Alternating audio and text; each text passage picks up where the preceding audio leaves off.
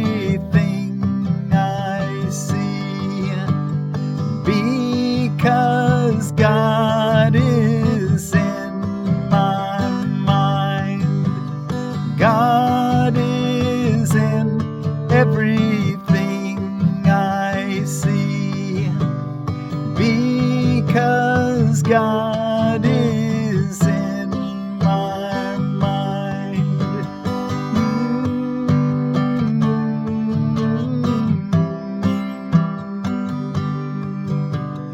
God is in everything I see, because God is in my mind. God is in everything I see, because God is in my mind. My mind is everywhere, we're learning. Well, I'm miracle teacher or forgiveness teacher from the Ozarks, Miracle Willie, and I'm glad you've come to join me in studying Lesson 30 in A Course in Miracles Workbook for Students here on Tuesday, January the 30th of 2024. We're reading from the Foundation for Inner Peace publication on A Course in Miracles, Lesson 30. God is in everything I see because God is in my mind. The idea for today is the springboard for vision. What's a springboard? Well, when you go for a dive, if you dive off the side of the bank, and you'll be able to dive out so far. But if you have a spring, a board, a diving board, a springboard, you can load in that power. And then after you've loaded it up, put a little jump, now it's going to throw you much further into the water. Well, this is what the idea for today is: the springboard for vision. God is in everything I see because God is in my mind. From this idea will the world open up before you, and you will look upon it and see in it what you have never seen before. Nor will what you saw before be even faintly visible to you. That's what we want. So we'll come back and we'll look at it closer. But let's put that on pause and let's look at our text reading for today. This need not be, which is section 4 in chapter 4, the illusion of the ego. So this need not be. If you cannot hear the voice for God, it is because you do not choose to listen. You ever wondered why it's so hard to hear God's voice? Well, he says it real easy. If you cannot hear the voice for God, it is because you do not choose to listen. That you do listen to the voice of your ego is demonstrated by your attitudes, your feelings, and your behavior. Yet this is what you want. This is what you are fighting to keep, and what you are vigilant to save. Your mind is filled with schemes to save the face of your ego, and you do not seek the face of Christ. The glass in which the ego seeks to see its face is dark indeed. How can it maintain the trick of its existence? Except with mirrors. But where you look to find yourself is up to you. Remember what we read the last couple sentences of the last section?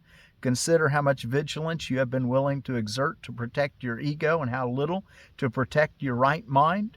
Who but the insane would undertake to believe what is not true and then protect this belief at the cost of truth?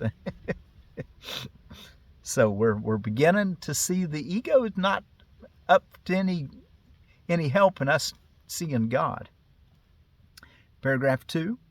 I have said that you cannot change your mind by changing your behavior, but I've also said in many times that you can change your mind.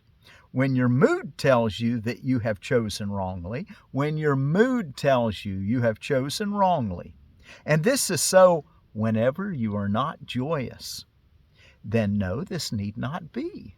You can always be cheerful because, why? Because we can turn our body and our egos over to to Jesus Christ to care for, and we can give our attention to practicing the atonement, practice loving, practice forgiveness. When your mood tells you that you have chosen wrongly, and this is so whenever you are not joyous, then know this need not be. In every case you have thought wrongly about some brother God created and are perceiving images your ego makes in a darkened glass. Think honestly what you have thought that God would not have thought, and what you have not thought that God would have you think.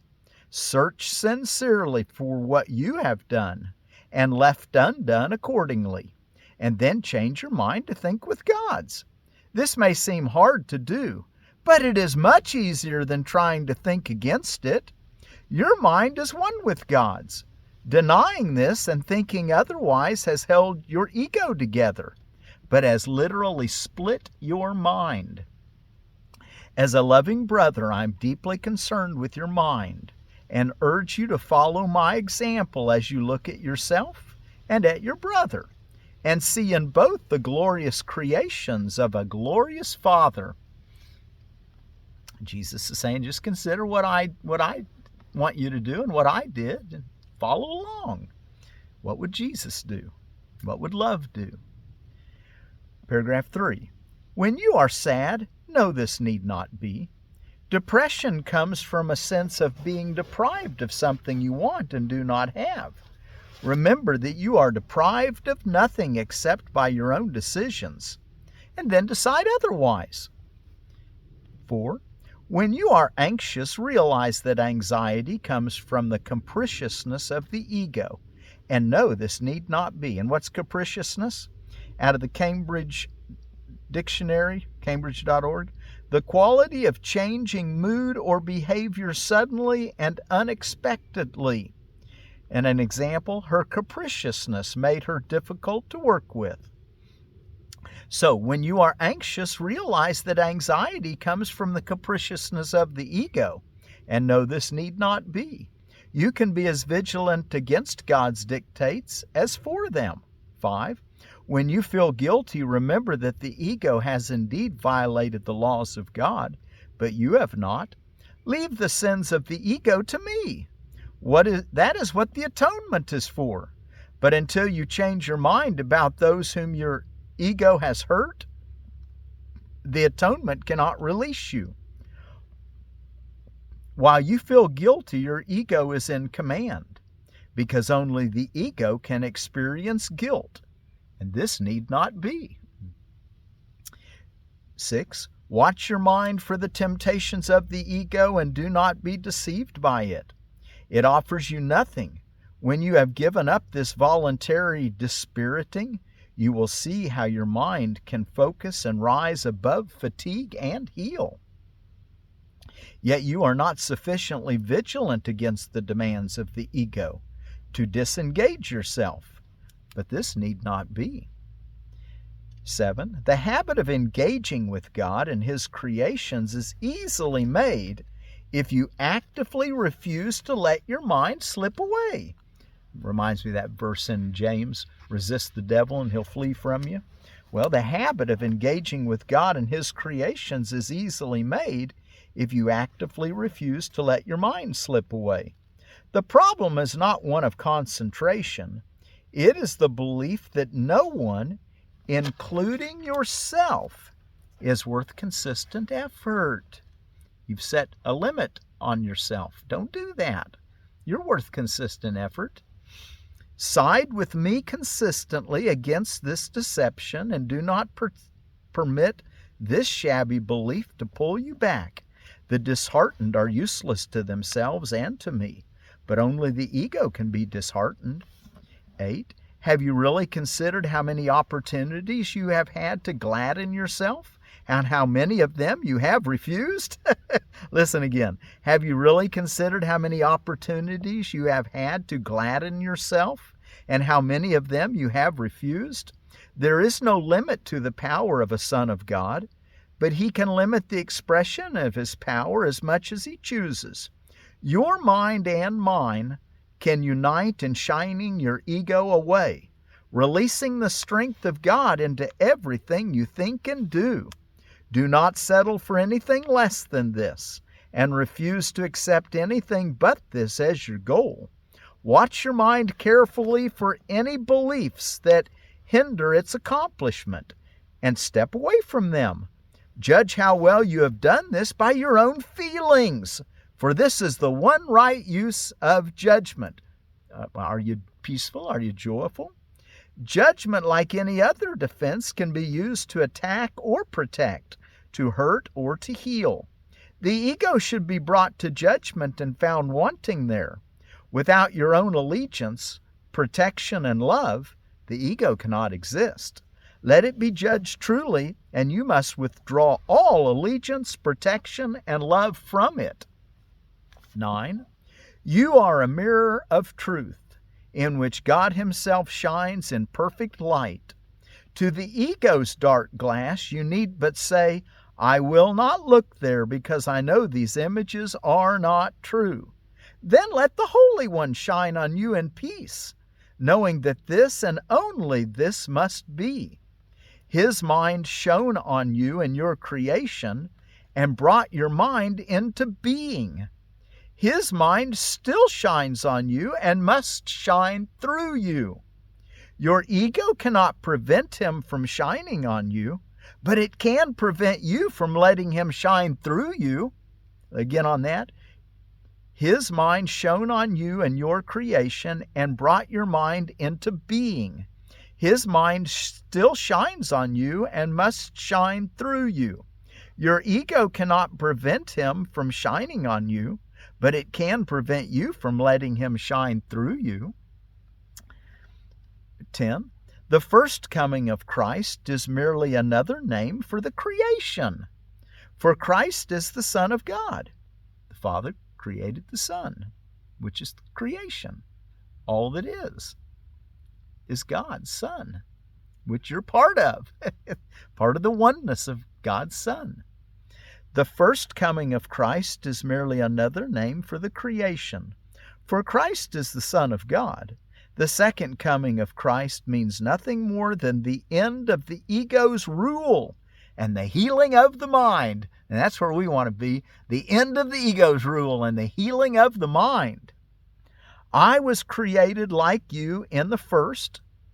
Okay, Jesus talking, he's saying, I was created like you in the first, in the creation, and I have called you to join with me in the second coming. In the first coming, He was created like all of us. But in the second coming, He says that I have called you to join with me in the second. I am in charge of the second coming, and my judgment, which is used only for protection, cannot be wrong because it never attacks. It cannot be wrong because it never attacks. Yours may be so distorted that you believe I was mistaken in choosing you. I assure you, this is a mistake of your ego. Do not mistake it for humility. Your ego is trying to convince you that it is real, and I am not, says Jesus. Because if I am real, I am no more real than you are. Our equality with Jesus is what He's trying to say. Only in time He's gone far beyond what we've accomplished. And that's why we need His help. And He's offering it to us. Why not use it? Your ego is trying to convince you that it is real and I am not. Because if I am real, I am no more real than you are. That knowledge, and I assure you that it is knowledge, means that Christ has come into your mind and healed it. And the last paragraph for this section, 11, I do not attack your ego. I do work with your higher mind, the home of the Holy Spirit, whether you are asleep or awake, just as your ego does with your lower mind, which is its home. I am your vigilance in this, because you are too confused to recognize your own hope. I am not mistaken. Your mind will elect to join with mine, and together we are invincible. You and your brother will yet come together in my name, and your sanity will be restored. You and your brother will yet come together in my name, and your sanity will be restored. You're going to start seeing everyone as part of ourselves, just like Jesus is part of ourselves. We're all part of the one creation. And we want to end the ego's rule. I raised the dead by knowing that life is an eternal attribute of everything that the living God created. Why do you believe it is harder for me to inspire the dispirited or to stabilize the unstable? I do not believe that there is an order of difficulty in miracles. You do. I have called and you will answer. I understand that miracles are natural because they are expressions of love. My calling you is as natural as your answer and as inevitable. Okay, well, let's look now at our, we'll go look at our reading in Lesson 30 in a moment. God is in everything I see because God is in my mind. But before we do, what holidays or holy days in holidays and observances.com, it says it's National Croissant Day, which is those French pastries. National Escape Day, basically take a break from the stresses of life. And that's what we're learning to do, is take a break from the ego permanently. National Inane Answering Message Day. Inane, I had to look up that word, without content, empty. So basically, get rid of meaningless messages on your devices perhaps, or maybe just in your mind. No sense in having a bunch of ego thoughts that aren't of any content or worth floating around directing you.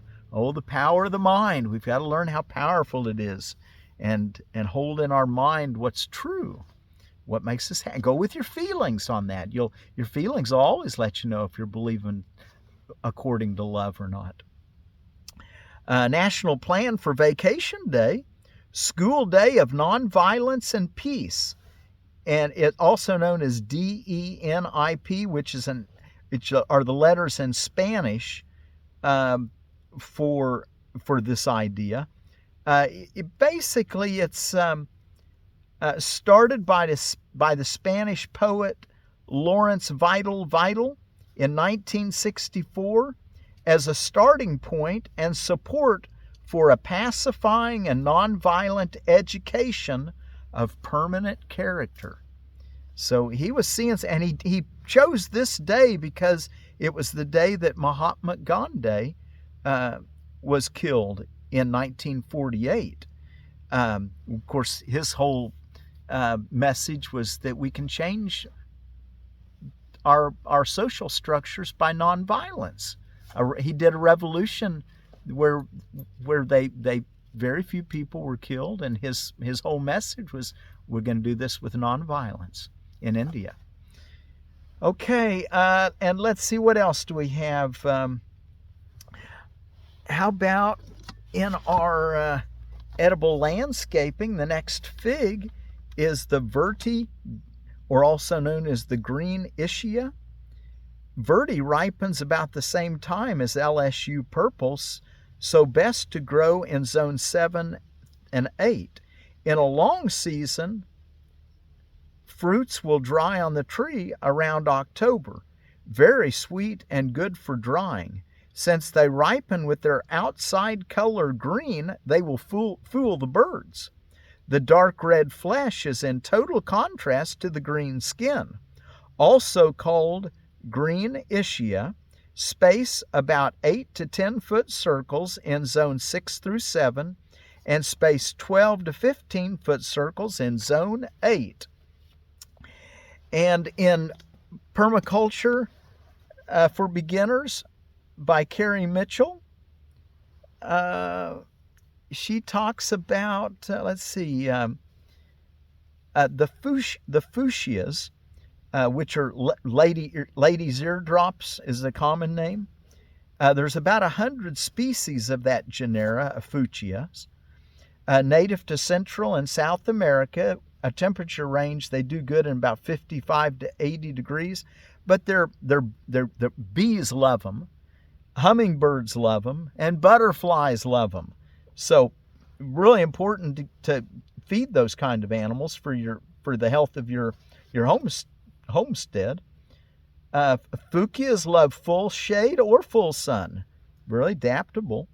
And I found this on Science Direct about them.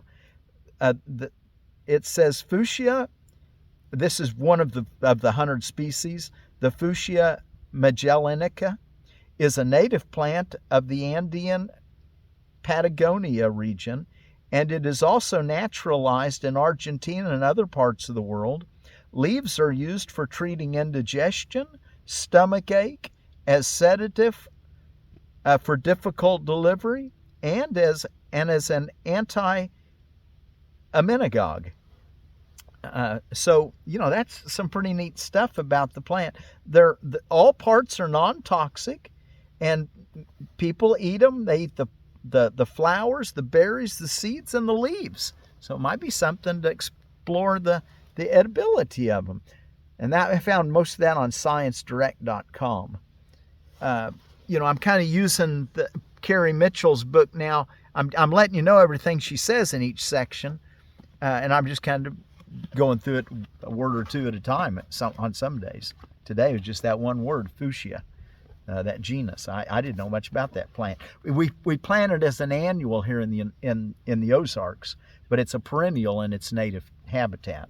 But it'll die with our colds. God is in everything I see because God is in my mind.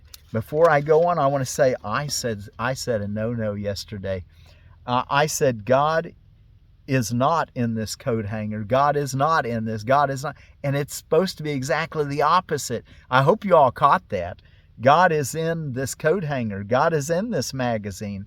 God is in this finger. God is in this lamp. God is in that body. God is in that door. And God is in that wastebasket. He's trying to get us to see that God is everywhere. So, my boo-boo. Just wanted to correct that. God is in everything I see because God is in my mind. The idea for today is the springboard for vision. From this idea will the world open up before you, and you will look upon it and see in it what you have never seen before. Nor will what you saw before be even faintly visible to you. Today we're trying to use a new kind of projection. We're not attempting to get rid of what we do not like by seeing it outside. That's how we've been using projection. We don't like the feeling we feel, so we blame someone. You're the cause of why I feel terrible. If we would not do that and say, okay, I'm feeling terrible, I've lost my peace, what thought am I thinking right now that God would not have thought? Now we're on our way to, that's clearly a springboard vision, but that's not the way he's using it in this lesson today. Today we're trying to use a new kind of projection. We're not attempting to get rid of what we do not like by seeing it outside. Instead, we're trying to see in the world what is in our minds and what we want to recognize is there. Thus, we're trying to join with what we see rather than keeping it apart from us. That is the fundamental difference between vision and the way you see. So the way we're seeing now is not visionary. Today's idea should be applied as often as possible throughout the day. Whenever you have a moment or so, repeat it to yourself slowly, looking about you and trying to realize that the idea applies to everything you do see now or could see now if it were within the range of your sight. Real vision is not limited to concepts such as near and far. To help you begin to get used to this idea, try to think of things beyond your present range as well as those you can actually see as you apply today's idea. Real vision is not only unlimited by space and distance, but it does not depend on the body's eyes at all. The mind is its only source. To aid in helping you become more accustomed to this idea as well, devote several practice periods to applying today's idea with your eyes closed, using whatever subjects come to mind, and looking within rather than without. Today's idea applies equally to both. Well, let's do a couple-minute little short meditation right now, or an observation, whatever you want to call it, our practice period. And you just look around and say to yourself, God is in everything I see because God is in my mind. And I, a lot of times, will say, God is in that post oak because God is in my mind. And I'll look around. I'll do that for maybe a minute or so, and then I'll close my eyes and begin to look at things that I know exist because I've seen them, and I go by memory, and of those things I say the same thing. God is in that door handle that I'm seeing in my mind because God is in my mind. Okay, so let's practice it.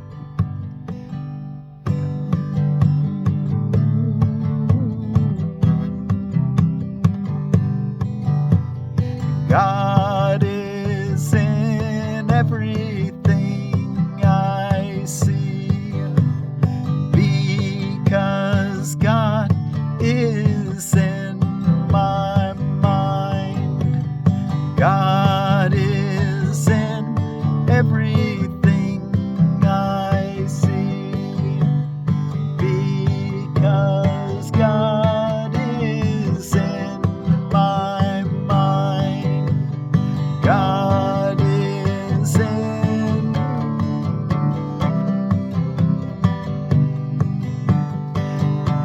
because God is in my mind. Now just look around as you're singing. God is in everything I see because God is in my mind. As you're looking around, just say to yourself, God is in everything I see because God is in my mind. God is in everything I see. Then we might even do it with our eyes closed now. God, and visualize your inner world and apply it to everything that comes up.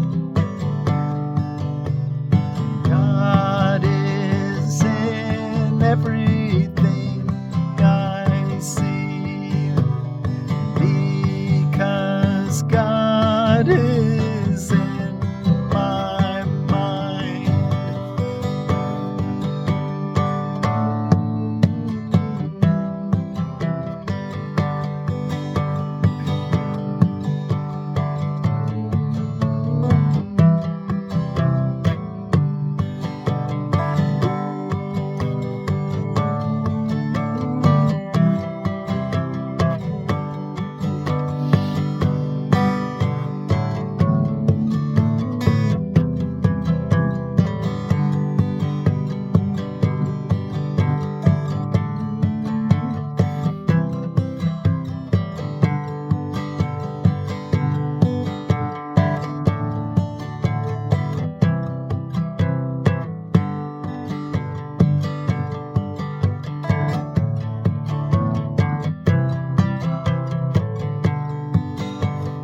God is in everything I see because God is in my mind. God is in everything I see because God is in my mind. God is in everything I see because God is in my mind. God is in everything I see because God is in my mind. And our Haitian word, the Creole language for peace, is Lapè. So until tomorrow, tell yourself with your eyes open and closed, God is in everything I see because God is in my mind. Lapè.